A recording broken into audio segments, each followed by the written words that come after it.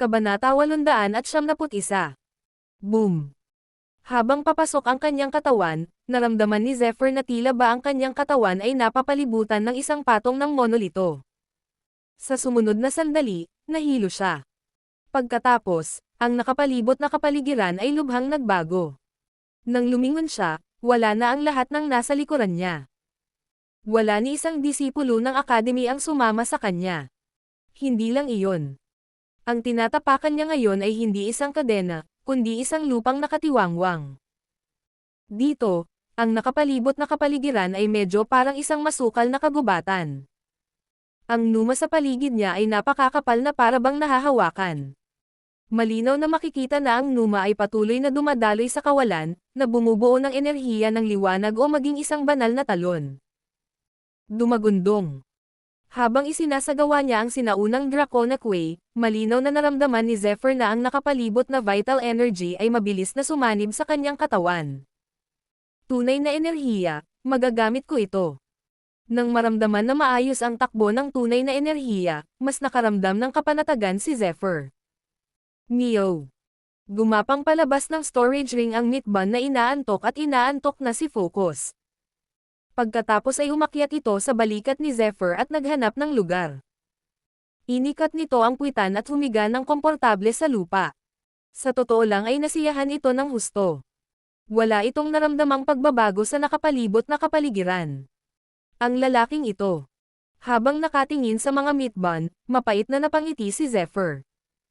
Gayunpaman, sa paglitaw ng batang ito, mas nakaramdam ng ginhawa si Zephyr.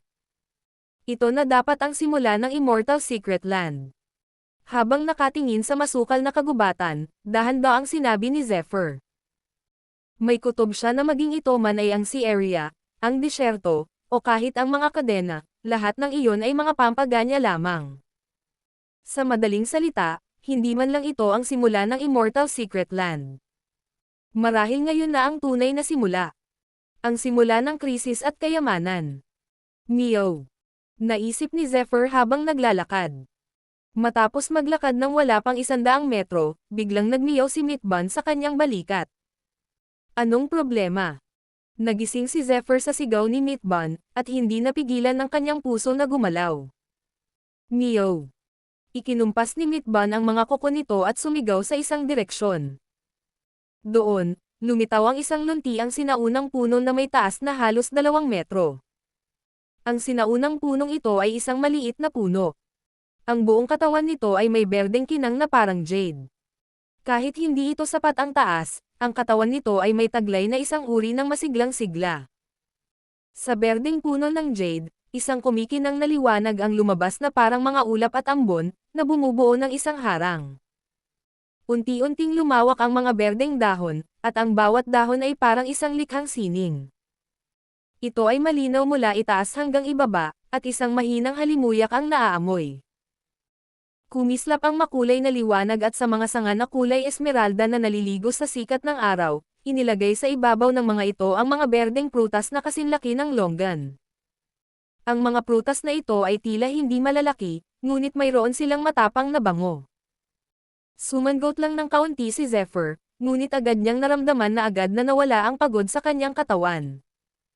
Habang nakatingin sa berdeng malajade na prutas sa berdeng sinaunang kakahuyan, bahagyang naantig ang puso ni Zephyr. Ito ang puno ng Green Jade Longan. Ang Green Jade Longan tree ay isang bihira at mahalagang spirit fruit. Para sa mga martial artist, maaari nitong palakasin ang kanilang pundasyon at mapabuti ang kanilang tunay na enerhiya. Gayunpaman, ang ganitong banal na bagay ay napakabihirang mangyari. Lumalaki lamang ito sa isang espesyal na kapaligiran. Minsan nang natikman ito ni Zephyr sa kanyang nakaraang buhay, kaya nakilala niya ito sa isang sulyap. Kabanata 872. Neo. Bahagyang gumalaw ang mga kuko ng pusa, dumakat ng 2 prutas, at kinain ang mga ito. Rumble. Rumble. Sa isang iglap, nakain ng 4 ang lalaking ito ng sabay-sabay. Gayunpaman, ang prutas mismo ay natuklasan ni Meatbun, at hindi nito nasaktan si Zephyr sa ganitong uri ng makamundong bagay. Ano yun? Matapos tipunin ang lahat ng bunga sa puno, biglang naamoy ni Zephyr ang isang mahinang halimuyak. Pagkatapos, hindi kalayuan, nakakita siyang muli ng mga puting halaman. Ice Magic Fruit. Napakaraming spiritual fruits dito. Isang kayamanan sa bawat 10 hakbang. Sa sandaling ito, nasisiyahan si Zephyr sa gayong pagtrato. Sa oras na ito, sa wakas ay naramdaman niya ang kapangyarihan ng lihim na lupain ng immortalidad. Isa nga itong lugar na puno ng kayamanan. Bagamat nasa sabik si Zephyr, hindi pa rin nawala ang kanyang pagiging magalang. Malinaw kong naunawaan na habang dumarami ang mga kayamanang lumilitaw sa lugar na ito, mas nagiging mapanganib ang panganib. Kung kailan nakabantay at sumusulong si Zephyr. Biglang may narinig na malakas na kalabog mula sa isang sulok ng kagubatan. Malinaw ang tunog ng banggaan. Malinaw na nagkaroon ng alitan at komprontasyon sa pagitan ng mga armas. Ang aura ng tunay na enerhiya at ang banggaan ng mga armas. Tila may pumunta rito na katulad ko. Habang nakikinig ng mabuti sa banggaan ng dalawang enerhiya, bahagyang gumalaw ang mukha ni Zephyr at mabilis niyang tinipon ang nakapalibot na mga espiritual na prutas. Swoosh! Matapos kolektahin ang lahat ng espiritual na bunga rito, sumugod si Zephyr sa isang direksyon. Sa di kalayuan, sa direksyong iyon, dalawang napakalaking kapangyarihan ang mabilis na sumiklab. Boom! Dalawang sinag ng liwanag na naglalabas ng init at dilim ang lumitaw sa kawalan. Ang magkakaugnay na enerhiya ay bumuo ng isang makapal na banal na bundok. Habang ang liwanag ay lumangoy ng ligaw, ang nakapalibot na kawalan ay nagsimulang kumaluskos. Bang! Kasunod ng pagbangga sa pagitan ng dalawang sinag ng liwanag, ang banggaan, na puno ng mapanirang kapangyarihan, ay agad na bumuo ng daan-daang bitek sa hangin. Nakabitin ang mga ito at isang nakakatakot na puwersa ang kumalat sa lahat ng direksyon. Para bang dinudurog nito ang mga bulok na damo, dinudurog ang mga nakapalibot na halaman at pinupuno ang kalangitan ng alikabok. Buzz! Matapos ang palitan ng usapan sa pagitan ng dalawa, sa wakas ay umabot na sa sukdulan ang pagkakatabla. Napilitan silang maghiwalay at naging pantay ang kanilang pagtatalo. Habang unti-unting nawawala ang enerhiya, lalong lumitaw ang anyo ng dalawa. Isa sa kanila ay nakasuot ng mahabang itim na damit. Ang buong katawan niya ay nababalot nito. Imposibleng makita ang tunay niyang anyo. Ang mga mata lamang ng kabilang panig ang makikita.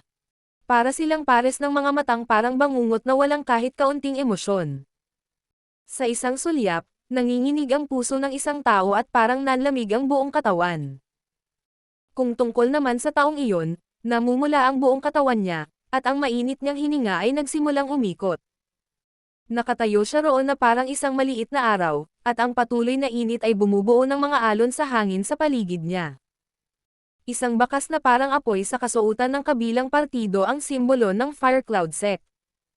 Sa kasalukuyan, ang disipulong ito ay isang eksperto mula sa Fire Cloud Sect. Ang hitsura ng taong ito ay pambihira, ngunit ang kanyang pares ng mga mata ay bahagyang mahaba at matingkad. Nagbibigay ito sa isa ng pambabaing aura. Idinagdag pa nito ang nagliliyab at mainit na aura sa kanyang katawan, malinaw na nagbibigay ito sa isa ng pakiramdam na hindi siya bagay. Pareho silang nasa kalagitnaan ng mga spirit expert at wala sa kanila ang nakinabang sa laban ng isa't isa.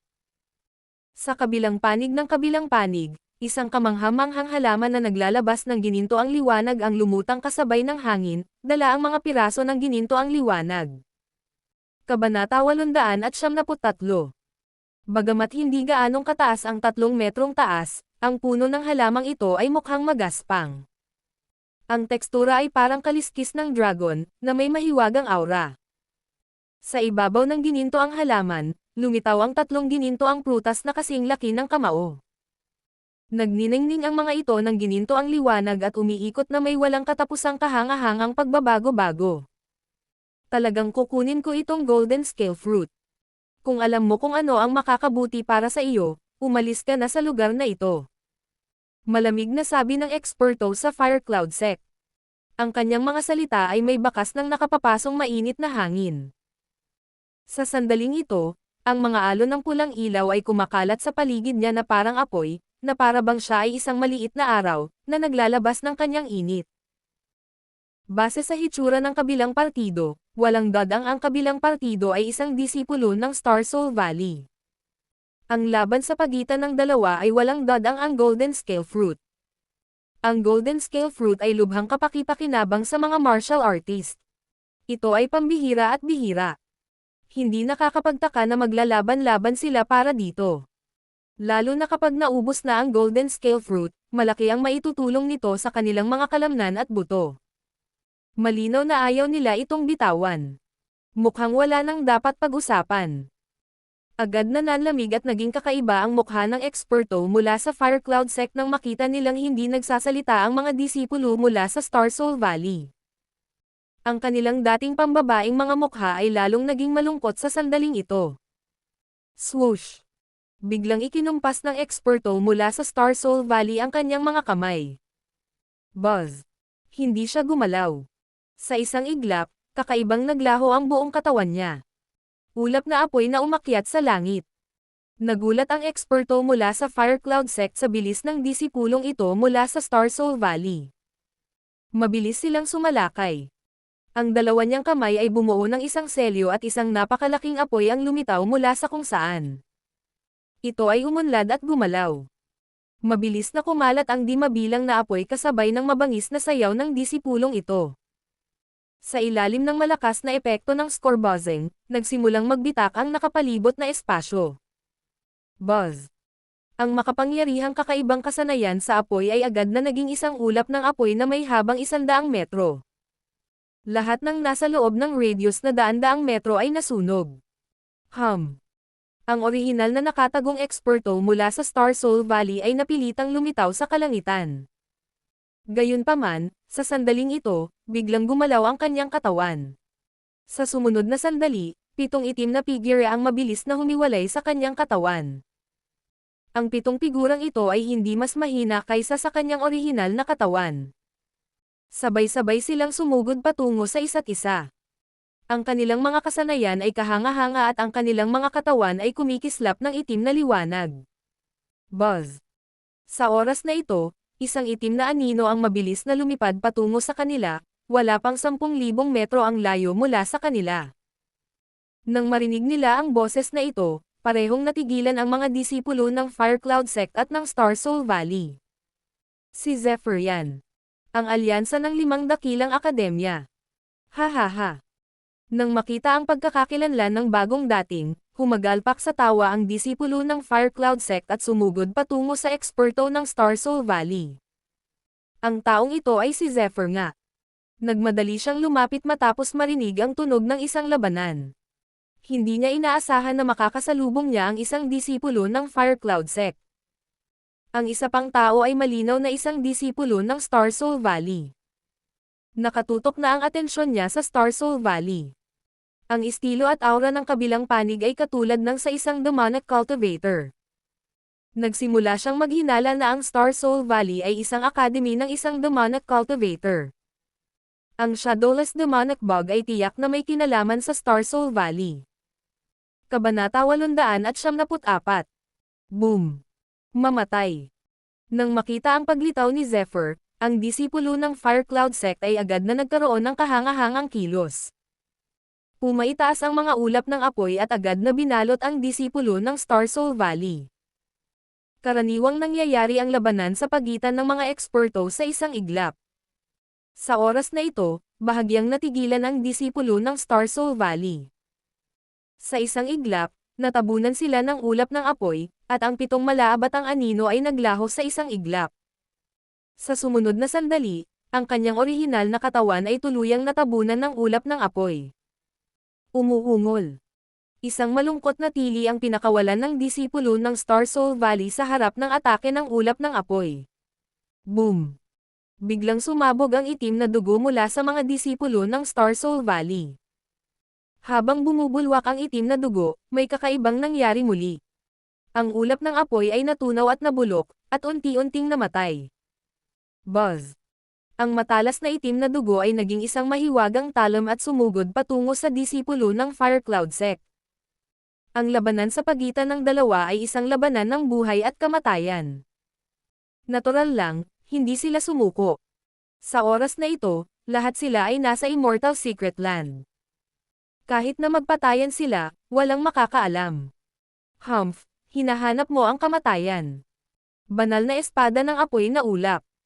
Sa sandaling ito, ang disipulong ito ng Fire Cloud Sect ay malinaw na may kumpiyansa sa tagumpay. Ang kanyang kamay ay bumuo ng isang selyo at isang napakalaking espadang apoy ay mabilis at matalas na bumaril palabas. Bumaba ang espada. Buzz. Kasabay ng pagputok ng itim na dugo, dumating ang Fire Cloud Holy Sword at hinati ang kanyang katawan sa 2 piraso. Nang dumating si Zephyr, tuluyan nang napatay ang disipulo ng Star Soul Valley. May isip ng isa kung gaano kabilis ang proseso, ngunit nangyari ito sa isang kisapmata. Gayunpaman, ang karamihan sa mga dahilan kung bakit napatay ang mga disipulo ng Star Soul Valley ay dahil sa paglitaw ni Zephyr, na naging sanhi ng pagkataranta ng focus. Pagkatapos, sinamantala ng eksperto ng Fire Cloud Sect ang pagkakataon at tinalo siya. Napakalakas naman ng mga teknik sa pakikipaglaban. Nang makita ang napakalaking Fire Cloud Holy Sword, bahagyang nanginig ang puso ni Zephyr. Dapat sana ay isang eksperto ang taong ito na pumasok sa investiture stage para lumaban. Swoosh! Habang malalim ang iniisip ni Zephyr, isang sinag ng Diyos ang biglang sumilay mula sa disipulo ng Star Soul Valley. Mabilis na pumasok ang liwanag sa disipulo ng Fire Cloud Sect. Banal na liwanag. Nang makita ni Zephyr ang sinag ng Diyos, biglang bumilis ang tibok ng kanyang puso. Isang malakas na ideya ang mabilis na lumitaw sa kanyang isipan. Kung tama ang hula nito, maaaring samsamin ang banal na liwanag, hindi lamang sa labanan sa entablado ng pagsasakatuparan, kundi pati na rin sa iba pang mga lugar. Ang paraan ng pandarambong ay mas malupit kaysa sa paraan ng pakikipaglaban sa entablado ng pagsasakatuparan. Kailangan nilang magpatayan. Junior Brother Khan, hindi ko inaasahan na lilito ka sa lugar na ito. Mukhang nakatadhana na talaga tayo. Sa mukha ng disipulo ng Fire Cloud Sect, ang kanyang malumanay na ekspresyon ay kumalma at sumigaw siya ng may pananabik. Itong espasyo. Biglang naunawaan ni Zephyr ang mahalagang punto ng kanyang mga salita. Hindi niya maiwasang tumingin sa disipulo ng may kuryosidad at nagtanong. Senior Brother, maaari ko bang malaman kung anong uri ng espasyo ang tinutukoy mo? Hahaha. Huwag kang masyadong magalang. Ako si Imakhong mula sa Fire Cloud Sect. Senior Brother, huwag mo nang banggitin yan. Mas magaling ka sa akin sa labanan, kaya tawagin mo na lang akong Imakhong. Mukhang bukas ang loob ng disipulong nagngangalang Imakhong. Ngumiti siya ng mainit kay Zephyr at saka muling nagpaliwanag. Nang dumaan tayo sa kadena, nagbago ang lahat sa paligid natin. Ang mga lugar na ito, pati na ang lugar na kinaroroonan mo, ay isa palang bagong-bagong espasyo. Sa aking palagay, dapat ay sumabog na ito. Kabanata 875. Isang pagsabog ng pag-iral. Bahagyang nagbago ang mukha ni Zephyr. Ang kalawakan ay hindi isang ordinaryong pag-iral. Anumang bagay na may kaugnayan sa kalawakan ay lubhang malalim. Kung sisabog ang espasyo rito, magiging masyadong maluho ito. Total, sa espasyong ito pa lang, ang espiritual na enerhiya na natagpuan ni Zephyr ay lampas na sa imahinasyon. Paano mo nalaman na isa itong eksplosibong espasyo? Nagtatakang tumingin si Zephyr kay Imakhong at nagtanong. Hihi, dahil din ito sa medyo maganda, ang swerte ko.